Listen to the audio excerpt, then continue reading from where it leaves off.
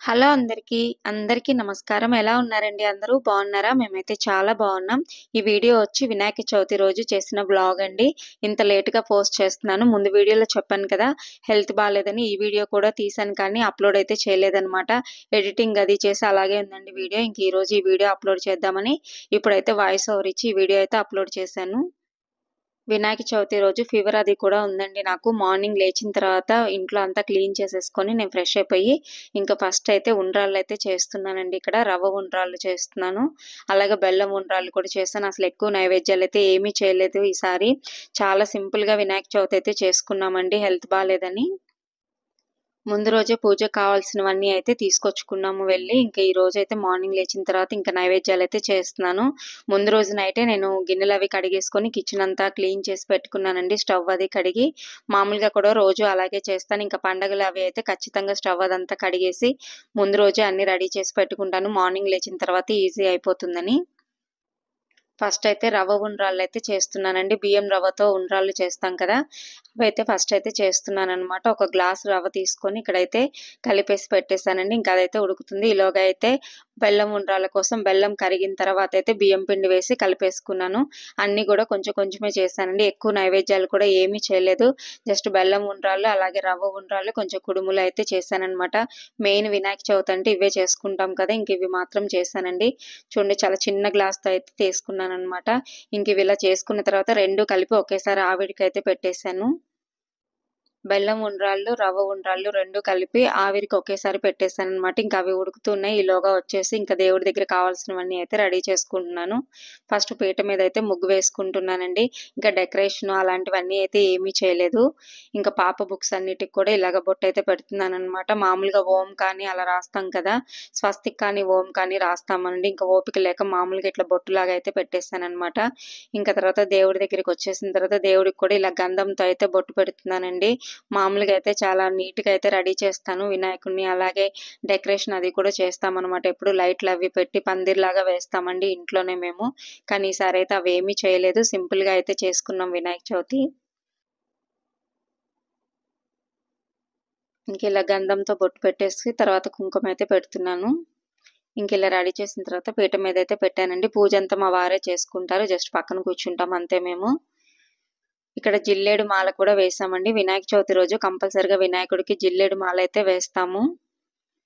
ఇంకా పూజ అదంతా అయిపోయిందండి. ఇంకా పాప బుక్స్ అవి పెట్టి మా హస్బెండ్ కూడా డైరీ అవన్నీ పెట్టుకొని పూజ అయితే చేసుకున్నాము. మా పాప ఇక్కడ నీ ట్రైప్యాడ్, మొబైల్ కూడా పెట్టు మమ్మీ తీసుకొచ్చని చెప్తుంది. ఎందుకంటే తన బుక్స్ పెట్టుకుంది. వాళ్ళ నాన్నవి కూడా పెట్టింది కదా! అందుకని ఇంక నేను యూట్యూబ్ చేస్తున్నాను కదా! ఈ మధ్య అందుకని నా ట్రైపాడ్ కూడా తీసుకొచ్చి దేవుడి దగ్గర పెట్టమని చెప్తుందనమాట. అదేం పెట్టలేదులెండి నేను. ఇంక తర్వాత ఇంట్లో పూజ అదంతా అయిపోయిన తర్వాత కింద గుడి ఉంటుంది కదా మాకు. ఇక్కడికొచ్చి దండం అయితే పెట్టుకున్నాము. ఇంక ఇక్కడ కొబ్బరికాయ అవి కొట్టుకొని దండం పెట్టుకొని ఇక్కడ వినాయకుడిని కూడా పెట్టారనమాట మాకు అపార్ట్మెంట్‌లో. ఇంకా అక్కడ కూర్చొని పూజ అదంతా అయిపోయిన తర్వాత ప్రసాదం తీసుకొని ఇంటికైతే వచ్చేసామండి. ఇంట్లో పూజ అవ్వడానికే చాలా టైం పట్టింది. లాస్ట్ కథ చదువుతున్నప్పుడు కింద పూజ అయితే స్టార్ట్ అయిందనమాట. ఇది ఇంకా మరుసటి రోజండి. ఇంకా ఆ రోజు ఇంక తర్వాత వీడియో అయితే ఏమీ తీయలేదనమాట. నేను 3 రోజుల వీడియో కలిపి ఒకే వీడియో లాగా పెట్టానండి నేను వినాయక చవితి అంతా కలిపి. వినాయక చవితి రోజే ఈవినింగే దేవుడినైతే కదిపేసామనమాట. ఎప్పుడూ అలాగే చేస్తామండి. మర్నాడు మార్నింగ్ ఒకసారి దీపం పెట్టి, దీపం కొండెక్కిన తర్వాత వినాయకుడినైతే తీసేస్తున్నాను. ఫస్ట్ పత్రంతా తీసి ఒక కవర్‌లో అయితే వేసుకుంటున్నానండి. ఇప్పుడు మధ్యాహ్నం వెళ్లి నిమజ్జనం అయితే చేసేస్తామనమాట. దీపారాధన కొండెక్కిన తర్వాత వినాయకుడినైతే తీసి ఇంక ఈ పూజ సామాన్లన్నీ క్లీన్ చేసేసుకుంటున్నాను. మేమిక్కడ వినాయక సాగర్ అని ఉందండి. అక్కడే నిమజ్జనం అయితే చేసేస్తాము. కింద మామూలుగా పూజ చేసుకొని అందరూ అపార్ట్మెంట్‌లో వినాయకుడిని పెట్టారు కదా!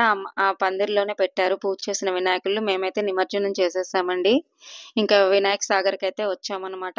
ఆ పత్రి అవన్నీ వాటర్‌లో వేయడానికైతే వాళ్ళు ఒప్పుకోరండి. అక్కడ తీసేసుకుంటారు బయటే. ఈ వినాయకుడి విగ్రహం ఒకటే మన చేతికిస్తారనమాట. మిగతావన్నీ వాళ్ళు బయటే తీసేసుకుంటారు. బావుంటుందండి వినాయక సాగర్ చాలా బావుంటుంది. మామూలుగా ఇక్కడ వాకింగ్ అది చేసుకోవడానికి, పిల్లలు ఆడుకోవడానికి చాలా బావుంటుందనమాట. తిరుపతిలో అయితే మూడో రోజే వినాయకుడినైతే తీసేస్తారండి. హైదరాబాద్ అటు సైడ్ అయితే 9 రోజులు, 11 రోజులు ఉంచుతారు కదా! ఇక్కడైతే 3 రోజుల కన్నా ఉంచరండి. మరుసటి రోజైతే అన్ని వినాయకులు ఇక్కడికే వచ్చేస్తాయి. ఇదిగోండి అక్కడ మనుషులున్నారనమాట. పెద్ద విగ్రహాలైతే వాళ్ళకివ్వాలి. చిన్నదే కాబట్టి మేమే నిమజ్జనం చేసేసుకున్నాం. జిల్లేడు దండ కూడా దేవుడికి ఉండనివ్వలేదండి వాళ్ళు. ఒక చిన్న పువ్వు కూడా ఉండనివ్వట్లేదనమాట. ఒట్టి విగ్రహం మాత్రమే నీళ్ళల్లో వెయ్యాలి. ఇంకిక్కడ వేసే ముందు ఒకసారి దండం పెట్టుకొని వేస్తున్నాను.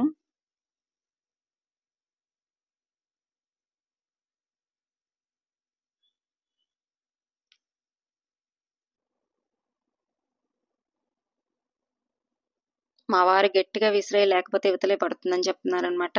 కొంచెం గట్టిగా విసిరితేనే లోపలికి వెళ్లి పడుతుందండి విగ్రహం. ఇంకా నిమజ్జనం అయితే చేసేసాము.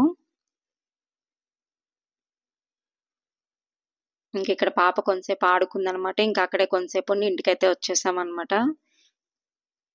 అరేంజ్‌మెంట్స్ అయితే బాగా చేశారండి. ఎందుకంటే మూడో రోజు ఇంట్లో అపార్ట్‌మెంట్‌లో పెట్టిన వినాయకుడిని కూడా నిమజ్జనానికి తీసుకెళ్లారు.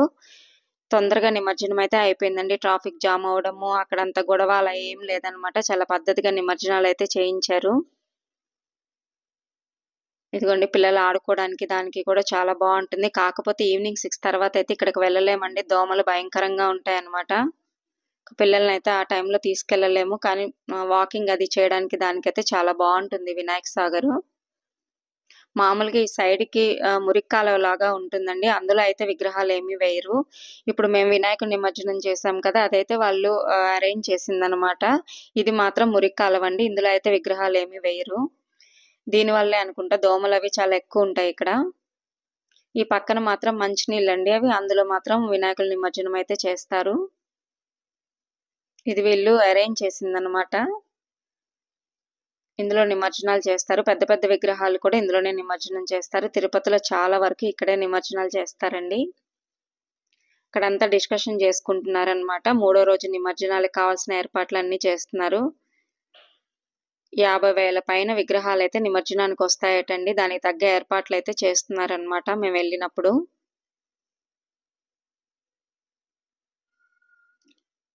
ఇంకిది ఈవినింగ్ అండి మా అపార్ట్‌మెంట్‌లో. ఈవినింగ్ పిల్లలందరికీ ప్రోగ్రామ్ అయితే పెట్టారనమాట. ఇంక పిల్లలందరూ ఎంత చక్కగా పాటలు పాడారోనండి. మా పాప కూడా పాడింది. ఇది షార్ట్ వీడియో కూడా అప్‌లోడ్ చేశాను నేను. పిల్లలందరూ చాలా ముద్దుగా డాన్సులవి కూడా వేశారనమాట. సినిమా పాటలు కాకుండా చక్కగా అన్నమాచార్య కీర్తనలు, తర్వాతేమో క్లాసికల్ డాన్స్ చాలా బాగా వేశారండి. తర్వాత పాటలు వచ్చిన వాళ్ళు పాటలు పాడారు. పిల్లలైతే బాగా ఎంజాయ్ చేశారు. ఇంకా నైట్ ఆ రోజు సండే కదా! సండే రోజు నైట్ డిన్నర్ అయితే అరేంజ్ చేశారు అపార్ట్‌మెంట్‌లో. ఇక డిన్నర్ చేసేసి తర్వాత మాత్రం సినిమా పాటలు పెట్టుకొని పిచ్చిగా డాన్సులు వేశారు డిన్నర్ అయిపోయిన తర్వాత.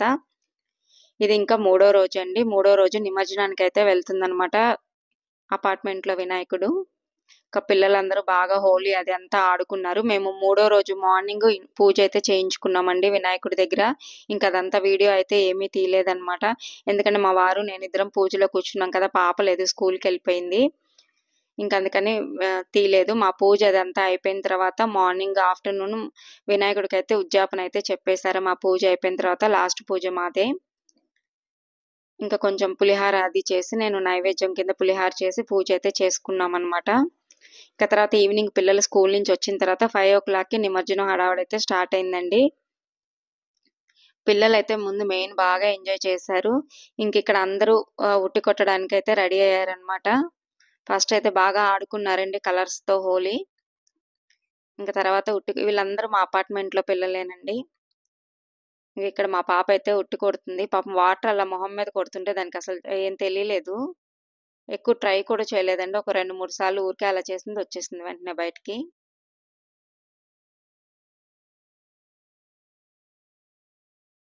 నిమజ్జనానికైతే ఇక్కడైతే అంత క్రాకర్స్ అవి కాలుస్తున్నారండి. నాకు క్రాకర్స్ అంటే చాలా భయమనమాట. నేను వీడియో కూడా మా వారిని తీయమన్నాను. నేను లోపలికొచ్చేసాను.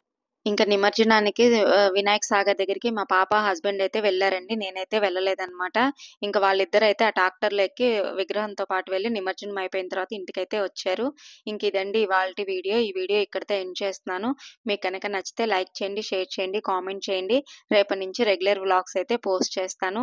నవరాత్రులొస్తున్నాయి కదండీ! రేపు మార్నింగ్ నుంచి పూజ హడావిడి అదంతా ఉంటుందనమాట. అవన్నీ వీడియోస్ అయితే అప్‌లోడ్ చేస్తాను. ఈ వీడియో అయితే ఇక్కడితో ఎండ్ చేస్తున్నానండి. ఇప్పటి వరకు నా వీడియో చూసినందుకు చాలా థాంక్స్.